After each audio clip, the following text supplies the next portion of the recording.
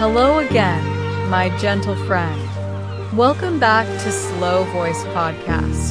Tonight, I'm watching the day say its quiet goodbye.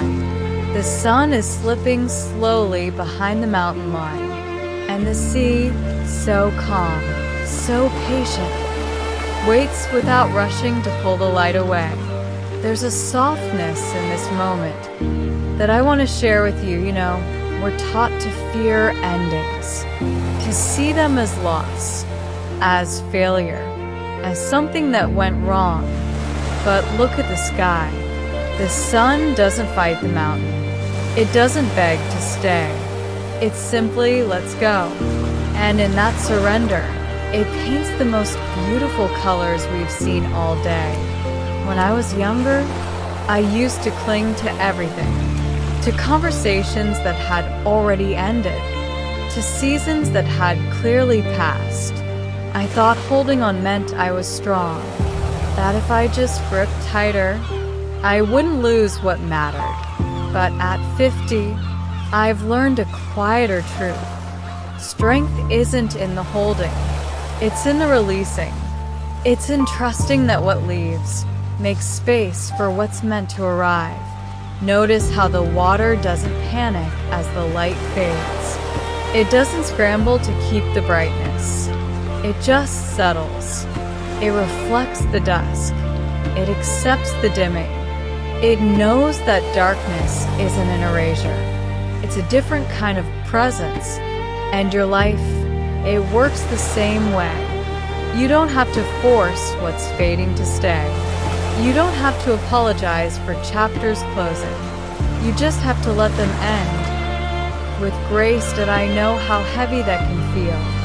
How the mind whispers, if I let go, will I forget? Will it mean it didn't matter? But look at the horizon. The mountain doesn't steal the sun. It receives it. The sea doesn't mourn the daylight. It rests in it. Endings aren't proof of emptiness. They're proof of completion, of a day well lived, of a season fully felt, of a love that did exactly what it was meant to do. And now, there's a profound kindness in allowing things to finish, in giving yourself permission to say, this part is done. Not with bitterness, not with regret, but with gratitude for the lessons, for the warmth, for the quiet moments that shaped you. You don't need to carry yesterday into today. You just need to honor it and gently set it down. That I've spent years mistaking exhaustion for dedication, thinking that if I just kept the fire burning, if I just stayed awake to every worry, I was being loyal. But loyalty to yourself looks like rest. It looks like watching the sun disappear and trusting the stars will take their turn. It looks like breathing into the dark without demanding it be light. As today, or whenever you're listening, I want to wrap you in this quiet permission. Let what's meant to fade, fade. Let what's meant to rest, rest. You are allowed to close the book. You are allowed to step away from the table. You are allowed to love something and still let it go. Not because it wasn't enough, but because it was exactly enough. The sun is almost gone now. The mountain holds the last glow. The sea breathes slow, steady, unbothered by the coming night.